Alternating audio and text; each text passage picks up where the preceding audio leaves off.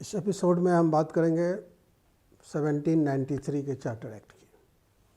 दोस्तों, आपको जैसा आप लोगों को भी पता है, तो 2 दिन पहले हमने आपको भारत में संवैधानिक संस्थाओं के विकास के बारे में पढ़ाना शुरू किया था। ये जीएस जो कि इतिहास का भी विषय है और जीएस का भी विषय है, और इतिहास और जीएस के साथ साथ ये अपने ज्ञानवर्धन के लिए भी इन चीज़ों को जानना बहुत ज़रूरी है। तो हमें आप लोगों से भी गुजारिश है, जो लड़के पढ़ रहे हैं तो पढ़ ही रहे हैं, आप लोगों में से जो भारत की घटनाक्रम के बारे में, भारत के अतीत के बारे में, भारत के वर्तमान के बारे में जानना चाह रहे हैं और ख़ास करके देश और दुनिया से की महत्वपूर्ण घटनाओं को जानना चाह रहे हैं, प्रतियोगी परीक्षाओं की तैयारी कर रहे हैं, ऐसे लोग भी इस वीडियो से लाभ ले सकते हैं। तो पिछले एपिसोड में हमने वो वीडियो जारी भी किया था, 1773 का चार्टर एक्ट, पिट्स का इंडिया एक्ट। यानी हम ये जतना चाह रहे हैं कि हमारा जो संविधान, आज का जो संविधान है, उस संविधान तक पहुंचने के लिए हमने कितने पड़ाव पार किए हैं। तो उसमें हमने ईस्ट इंडिया कंपनी का जब भारत में शासन हो गया, उसके बाद कैसे भारत में नियम कानून बनने लगे, गवर्नेंस का जो सिस्टम था वो कैसे बदला, इन जगहों पे हमने शुरू किया था। तो आपको हमने 1773 का चार्टर एक्ट बताया था और फिर पिट्स का इंडिया एक्ट 1786 का बताया था। आज हम बता रहे हैं 1773 के चार्टर एक्ट से ईस्ट इंडिया कंपनी को भारत में 20 साल के लिए और व्यापार करने का अधिकार मिला था। फिर 20 साल के बाद 1793 में आया चार्टर एक्ट 1793।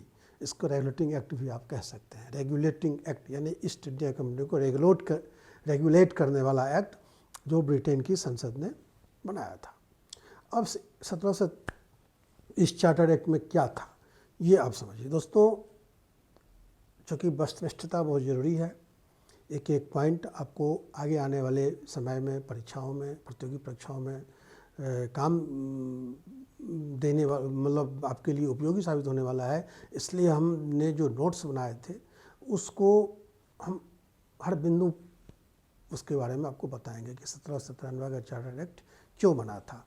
तो ये तो आप समझ गए कि भारत से ब्रिटेन की जो ईस्ट इंडिया कंपनी थी उसको बहुत सारा लाभ होने लगा था।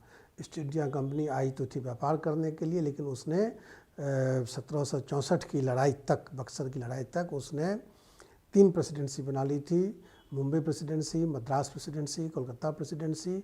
और 1764 में जब बक्सर की लड़ाई हुई तो उसने पूरा बंगाल, पूरा अवध और अमूमन मुग़ल साम्राज्य, हालांकि मुग़ल साम्राज्य से मटके केवल दिल्ली तक रह गई थी, लेकिन टेक्निकली वो पूरे देश का जो शासन था मुग़ल सम्राट के नाम पे ही चलता था।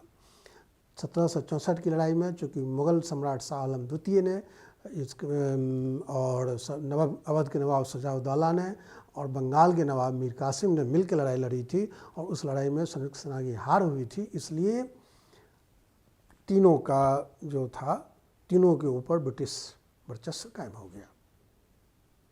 तो इस तरह से अब इनको कानून, जब ये कायम हो गया, तब ब्रिटिश में जो ब्रिटिश की संसद थी, ब्रिटिश पार्लियामेंट के सांसद थे और जो ब्रिटेन के व्यापारी थे, वो समझ गए कि वहाँ अब भारत जैसा देश ईस्ट इंडिया कंपनी के हाथ में आ गया है, तो उसकी कमाई का तो कोई ठिकाना ही नहीं रहेगा। वो तो बहुत कमाई करेगी वो कंपनी, और उससे हमें क्या मिलेगा।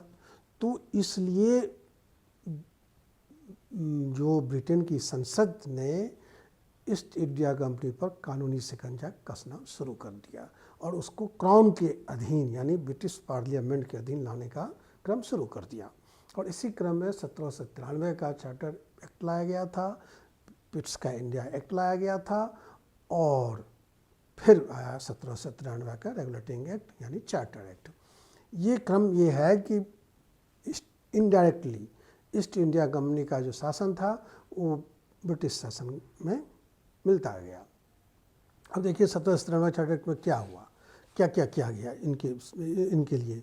1793 के चार्टर एक्ट में 1773 का चार्टर तो उन्होंने बता दिया था आपको।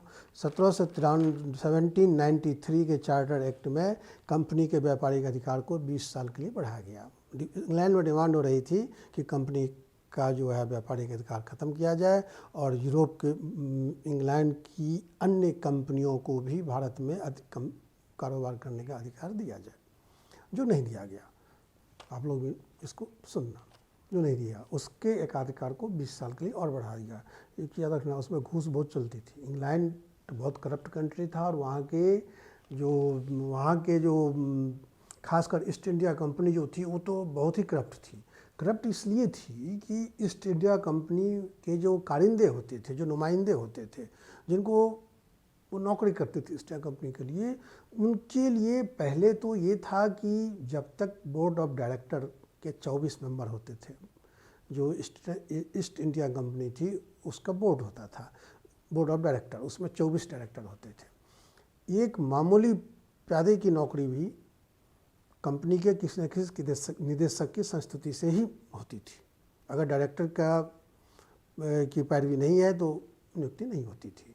और दूसरा 500 पाउंड, आज के हिसाब से जोड़ लेंगे तो लाखों में बैठता है। 500 पाउंड की सिक्योरिटी मनी ली जाती थी, गारंटी मनी नौकरी के लिए। और तीसरा 5 साल तक कंपनी में जब कोई काम शुरू करता था तो 5 साल तक उनको सैलरी नहीं दी जाती थी। बाद में उसको 3 साल कर दिया गया। 5 साल तक बिना सैलरी का उसको काम करना पड़ता था। नौकरी के लिए डायरेक्टर की परमिशन पैरवी चाहिए होती थी और उसके साथ साथ 500 पाउंड उसको देना पड़ता था गारंटी के रूप में। ये थी कंपनी की एक्स्ट्रा कमाई। और आप समझ लीजिए कि जो इतना घूस दे करके, गारंटी मनी दे करके जो काम करने आएगा वो तो घूसखोरी करेगा ही करेगा। बाद में इसको रेगुलेट किया गया, लेकिन फ़िलहाल ये सिस्टम था। तो इसलिए रेगुलेटिंग एक्ट के जरिए जब वो कंपनी के खिलाफ ब्रिटेन में माहौल बना तो कंपनी के पास पैसे की कमी तो थी नहीं, उसने सांसदों का भी मुंह बंद कर दिया और अपने व्यापारिक एकाधिकार को 20 साल के लिए और बढ़ा लिया। 1793 में जो चार्टर लागू हुआ उसमें कंपनी के कारोबार को भारत में 20 साल के लिए बढ़ा दिया गया। लेकिन इसके और भी कुछ फैक्ट्स हैं जो आपको समझना आपके लिए जरूरी है। कंपनी के व्यापारिक अधिकार को 20 साल को बढ़ा दिया गया कंपनी, लेकिन साथ में ये भी कर दिया गया कि कंपनी क्राउन के प्रति उत्तरदायी होगी। यानी कंपनी को ब्रिटिश क्राउन, ब्रिटिश पार्लियामेंट से जोड़ दिया गया। अपने किसी भी कार्य के लिए उसकी जिम्मेदारी ब्रिटिश पार्लियामेंट यानी क्राउन यानी वहाँ की रानी के लिए। भारत में जो राष्ट्रपति का स्थान है वो ब्रिटेन में क्राउन का स्थान है। मतलब रानी वहाँ का, भारत में जो पोजीशन राष्ट्रपति का है, यहाँ का जो राष्ट्राध्यक्ष राष्ट्रपति होते हैं, तो वहाँ इंग्लैंड में क्राउन होती है, वहाँ की प्रिंसेस होती है, राजकुमारी रानी होती है। तो ब्रिटिश क्राउन के अधीन कर दिया गया कंपनी को। तीसरा, कंपनी के डायरेक्टरों का लाभांश को 10% तक सीमित कर दिया गया। जो डायरेक्टर्स थे उसको केवल 10% ही, जो रेवेन्यू का जो मुनाफा था व्यापार का, उसमें 10% ही उनको मिलेगा, ये तय किया गया। फिर किया गया, कंपनी गवर्नर जनरल और उसकी परिषद के सदस्यता के लिए कुछ शर्त रखी गई। और पहली शर्त ये थी कि जो भारत में 12 साल तक जिसने काम किया हो वहीं गवर्नर जनरल बन सकता था और वहीं वहाँ पे कंपनी में काम कर सकता था। वो गवर्नर जनरल की परिषद में, जो पहले परिषद बनाई गई थी 4 सदस्यों की, उसमें वहीं काम कर सकता था जो 12 साल तक वहाँ रहा हो। ये ध्यान रखिएगा, आप लोग भी इसको ध्यान रखना। सदस्यों को 12 वर्ष तक। प्रधान सेनापति, अब तक जो कंपनी की गवर्नर जनरल की जो परिषद थी, सलाहकार परिषद, उसमें प्रधान सेनापति को रखा जाता था। लेकिन इस एक्ट के जरिए प्रधान सेनापति को बाहर कर दिया गया और जब तक ब्रिटिश संसद ना कहे तब तक प्रधान सेनापति इस काउंसिल का सदस्य नहीं हो सकते थे। ये भी तय किया गया और यह साफ कर दिया गया कि गवर्नर जनरल परिषद, पहले जो 18 जो पिट्स इंडिया एक्ट और फिर उसके बाद जो आया था पिट्स इंडिया एक्ट में ये तय कर दिया गया था कि गवर्नर जनरल जो है परिषद, जो 4 सदस्यीय परिषद बनाई गई थी, उस बाद में 3 कर दिया गया था, उसके किसी भी सलाह को माने या ना माने ये उस पर डिपेंड करता है। लेकिन 1793 के चार्टर्ड एक्ट से ये कर दिया गया कि गवर्नर जनरल परिषद के उस मत को अस्वीकार कर सकता है जो शांति, सुरक्षा और ब्रिटिश संसद के हितों से जुड़ा हुआ हो। बाकी न्यायिक रेवेन्यू संबंधी जो सलाह परिषद देगी वो सलाह गवर्नर जनरल को मानना पड़ेगा। पहले ये था कि किसी भी सलाह को गवर्नर जनरल चाहे तो खारिज कर सकता है, लेकिन अब ये कर दिया कि नो, सभी को आप नहीं, केवल शांति सुरक्षा या लड़ाई झगड़े वाले जो निर्णय है वो आप लो, बाकी परिषद के मत से लो। ओके। उसके बाद ये कहा गया कि गवर्नर जनरल अगर कहीं जाते हैं तो वो अपनी अनुपस्थिति में कामकाज चलाने के लिए एक उपाध्यक्ष को मनोनीत कर सकते हैं। ठीक, ये सिस्टम देखिए, ये सिस्टम क्या है, जो भारत में मौजूदा संविधान जो व्यवस्था है सिस्टम का, ये उसका बीजारोपण है। ये उस आप समझिए कि अब तक गवर्नर जनरल की एक परिषद बनाई गई, राष्ट्रपति के काम जैसे है हमारे संविधान में कि एक प्रधानमंत्री होगा, प्रधानमंत्री को सलाह देने के लिए सहूलियत के लिए एक मंत्री परिषद होगा, उसी तरह से गवर्नर जनरल को सलाह देने के लिए पहले 4 सदस्यीय मंत्री परिषद काउंसिल बनाई गई और फिर उसमें से एक सदस्य कम कर दिया गया, 3 सदस्यीय काउंसिल बनाई गई और एक तरह से आज का मंत्रिमंडल और प्रधानमंत्री आप समझ लो इसको। और फिर ये कहा गया कि गवर्नर जनरल अगर नहीं होते हैं तो कामकाज चलाने के लिए एक उपाध्यक्ष नियुक्त कर सकते हैं। ठीक, उसके बाद ये कहा गया कि नियंत्रण बोर्ड ऑफ कंट्रोल जो इंग्लैंड में था, इसके लिए बनाया गया था कंपनी को बोर्ड कंट्रोल करने के लिए, और कंपनी के सभी स्टाफ का वेतन, पहले ये सैलरी आती थी इंग्लैंड की संसद से, लेकिन अब कहा गया कि बोर्ड ऑफ कंट्रोल जो ब्रिटेन में बनाया गया था कंपनी को रेगुलेट करने के लिए, और कंपनी के स्टाफ जो भारत में तैनात थे उसका वेतन कंपनी के खर्चे पे उसका वेतन जो है कंपनी यहीं से निकालेगी इंडिया से, अपने राजकोष से, अपने अकाउंट से देगी।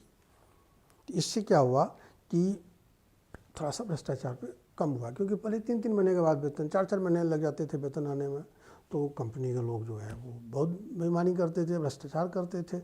अब जब यहीं पर वेतन महीने के महीने मिलने लगा तो थोड़ा सा भ्रष्टाचार उनका कम हुआ, ऐसा माना जाता है।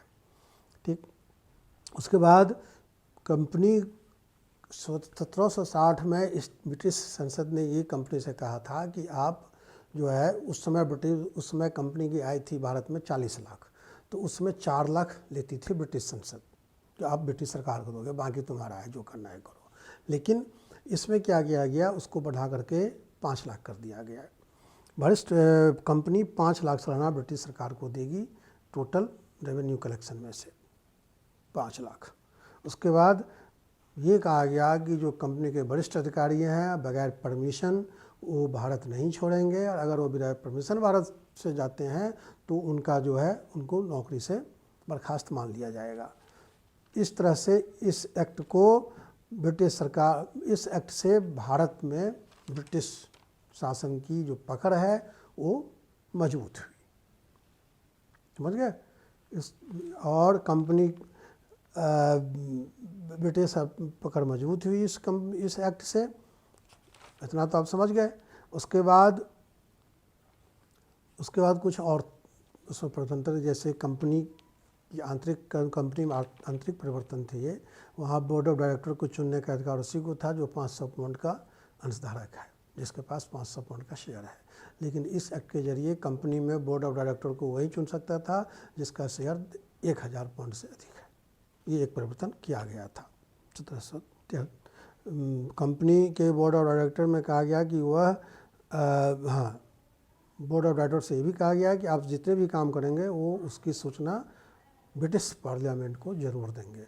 और वहाँ पर एक भारत के मामलों का सचिव बनाया गया था ब्रिटिश पार्लियामेंट में, और बोर्ड ऑफ कंट्रोल उसी के अधीन काम करता था, तो उसको सूचना देना जरूरी हो गया। ठीक, तो ये था 1793 का चार्टर एक्ट, समझ गए।